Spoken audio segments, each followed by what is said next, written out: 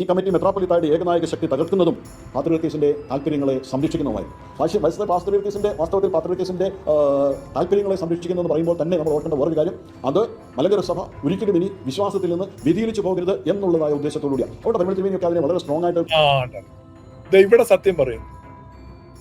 പാത്രിയർക്കീസിന്റെ അധികാരത്തെ സ്ഥാപിക്കുക എന്ന് പറഞ്ഞാൽ സത്യവിശ്വാസത്തെ സ്ഥാപിക്കുക എന്നുള്ളതാണ് എമ്മോ ജോണച്ചൻ പറയുന്നു. ഇപ്പൊ ലൈൻ ക്ലിയർ ആയിട്ടുണ്ട്. ഈ ഇടയ്ക്കിടയ്ക്ക് ഈ പണ്ടത്തെ സിലോൺ റേഡിയോ കേൾക്കുന്നില്ലേ, എമ്മോ ജോണച്ചൻ ഇടയ്ക്കിടയ്ക്ക് ഇങ്ങനെ സത്യം പറയും കേട്ടോ. ഇപ്പോൾ അച്ഛൻ ഉഷാറായി. അച്ഛൻ പെട്ടെന്ന് അച്ഛൻ ഈ മെത്രാങ്കക്ഷിക്കാരെയുള്ള പേടിയൊക്കെ അച്ഛന് പോയി. അച്ഛൻ സ്വതന്ത്രനായി. അല്പം ധൈര്യമൊക്കെ മുഖത്ത് വന്നിട്ടുണ്ട്. ധൈര്യത്തോടെ സത്യം പറയുന്നു. ദൈവരുന്നു സത്യം.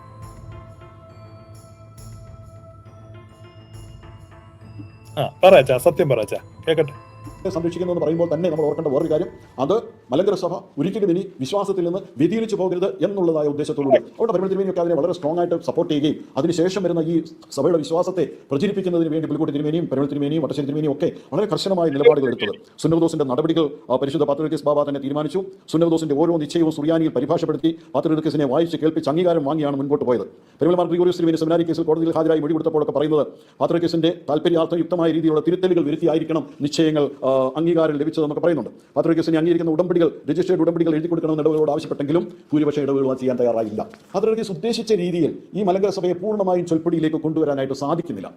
അങ്ങനെ വരുന്ന ഒരു സാഹചര്യത്തിൽ എന്താ ചെയ്യേണ്ടതെന്നുള്ളത് അദ്ദേഹം ആലോചിച്ചു. അപ്പോൾ എന്റെ പൊന്നച്ഛ, പാത്രിയർക്കീസ് ചൊൽപ്പടി കൊണ്ട് അച്ഛൻ തന്നെ തൊട്ടു മുമ്പ് പറഞ്ഞതിനെ തിരുത്തി. അപ്പൊ ഈ പാത്രിയർക്കീസിന്റെ ചൊൽപ്പടി കൊണ്ടുവരിക എന്ന് പറഞ്ഞാൽ സത്യവിശ്വാസത്തിൽ ബൈൻഡ് ചെയ്യിക്കുക എന്നുള്ളതാണ്. 76 വയസ്സുള്ള പാത്രിയർക്കീസുമായി ഇവിടുന്ന് എന്ത് കൊണ്ടുപോകുന്ന പറഞ്ഞേ?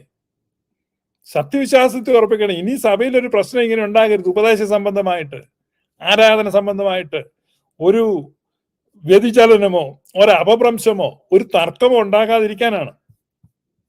ഇനി അച്ഛൻ എല്ലാം ബാക്കിയെല്ലാം ഭാവനയാണ് പറഞ്ഞിട്ട്. അപ്പോഴാണ് അദ്ദേഹത്തിന്റെ മനസ്സിൽ വന്ന ഒരു കാര്യം, ഈ ഒരു പുലിക്കോട്ടിൽ ദിവനാസ്യോസ് തിരുമേനിയും ഇങ്ങനെ പൂർണ്ണമായും പാത്രിയർക്കീസിന്റെ അധികാരത്തെ സ്ഥാപിക്കുന്നതിന്, അദ്ദേഹത്തിന്റെ കീഴിലേക്ക് ഈ സഭയെ മുഴുവൻ കൊണ്ടുവരുന്നതിന്, മാനേജിംഗ് കമ്മിറ്റിയും അസോസിയേഷനും ഒക്കെ ഡയറക്റ്റായിട്ട് പാത്രിയർക്കീസുമായിട്ട് ബന്ധത്തിൽ നിൽക്കുന്നതിന്, അതിനൊക്കെ പുലിക്കോട്ടിൽ തിരുമേനി വിഘാതമായി നിൽക്കുന്നതെന്ന് കണ്ടു.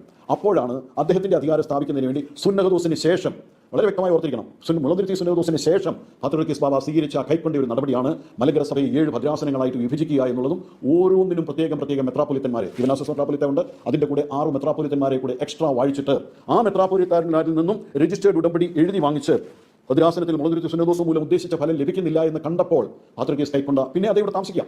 1876 ജൂണിലാണ് മുളന്തുരുത്തി സുന്നതദോസ്.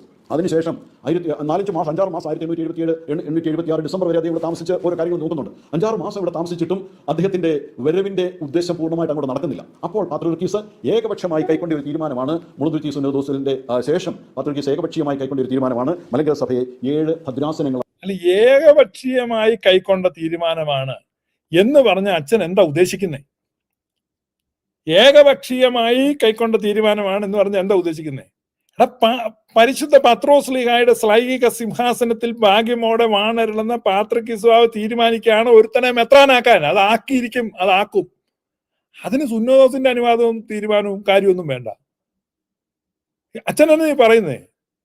പുലിക്കോട്ട് തിരുമേനിക്ക് എങ്ങനെയാണ് മെത്രാൻ സ്ഥാനം കിട്ടിയത്? സുന്നതദോസ് കൂടിയിട്ടാണോ? ആണോ? 2 അച്ഛന്മാർ മെത്രാന്മാരാകാൻ പോയി. പാത്രിയർക്കീസ് മെത്രാനാക്കാൻ ഒരാൾക്ക് അസുഖമായി, അയാളവിടെ മരിച്ചു, അയാളെ അവിടെ അടക്കി, അടുത്ത ആളെ മെത്രാനാക്കി വിട്ടു. അത് കഴിഞ്ഞ് പത്രോസ് പാത്രിയർക്കീസ് ഇവിടെ 6 പേരെ കൂടെ മെത്രാന്മാരാക്കാൻ തോന്നി. 6 പേരെ മെത്രാന്മാരാക്കി. അന്ന് ഇവിടെ ഇവരുടെ പൂർവികർ കലഹം ഉണ്ടാക്കിയെന്ന് അച്ഛൻ പറയുന്നത്, കലാപം ഉണ്ടാക്കിയെന്ന്. കേട്ടോണം, ശ്രദ്ധിച്ചു കേട്ടോണം. അതായത് പരിമല കൊച്ചു തിരുമേനിയെ പത്രോസ് പാത്രിയർക്കീസ് മെത്രാനാക്കിയതിൽ മലങ്കരയിൽ പ്രതിഷേധം ഉണ്ടായിരുന്നെന്ന്. അതത്ര ശരിയായില്ലെന്നാണ് ഈ പറയുന്നത്. അപ്പൊ ശരിയാകാതെ പട്ടം കൊടുത്ത പരിമല തിരുമേനിയെ പണസമ്പാദനത്തിനുള്ള മാർഗമായിട്ട് ഇപ്പം ഇന്ത്യൻ ഓർത്തഡോക്സുകാർക്ക് വേണം. അപ്പൊ പരിമല തിരുമേനി അംഗീകരിക്കാമെങ്കിൽ തോമസ് മാർ ദീവന്നാസ്യോസിനെയും ഗീവർഗീസ് മാർ ഗ്രിഗോറിയോസിനെയും മലങ്കര സഭയിൽ അംഗീകരിക്കാം. പറഞ്ഞു മനസ്സിലായോ? ഒരു അസോസിയേഷന്റെ അനുവാദമോ അംഗീകാരമോ തീരുമാനമോ ഒന്നും ഇല്ലാതെ പാത്രിയർക്കീസിന്റെ സ്വേച്ഛയാലാണ് പരിമല തിരുമേനിയെ വാഴിച്ചത്. അതുപോലെ തന്നെയാണ് ഗീവർഗീസ് മാർ ഗ്രിഗോറിയോസ് എന്ന അതേ പേര് തന്നെ പെരുമ്പള്ളി തിരുമേനിയെ വാഴിച്ചത്. അതേപോലെ തന്നെയാണ് പാത്രിയർക്കീസ് ബാവ ഈ അടുത്ത കാലത്ത് കാലം ചെയ്ത ശ്രേഷ്ഠ കാതോലിക്ക ബാവ തോമസ് പ്രഥമൻ ബാവയെ വാഴിച്ചത്. ഇത് തന്റെ സഭയാണ്. ആ സഭയുടെ കീഴിൽ ഏതെല്ലാം സ്ഥാനിയെ വാഴിക്കണമെന്ന് ആ സിംഹാസനത്തിലിരിക്കുന്ന ആളാ തീരുമാനിക്കുന്നത്. അതല്ലേ ശരി. അച്ഛന്റെ സങ്കടങ്ങൾ കേൾക്കാം. അച്ഛൻ പറച്ചാ വിഭജിക്കുക എന്നുള്ളത്. ഇപ്പോൾ നമ്മൾ മലങ്കര സഭ 7 ഭദ്രാസനങ്ങളായിട്ട് വിഭജിക്കുന്നതിന്റെ 150-ാം വാർഷികമൊക്കെ ആഘോഷിക്കുന്നു. വാസ്തവത്തിൽ 150-ാം വർഷമാകുന്ന അടുത്ത വർഷമോ അതിന്റെ അടുത്ത വർഷമേ ഒക്കെ ഉള്ളൂ.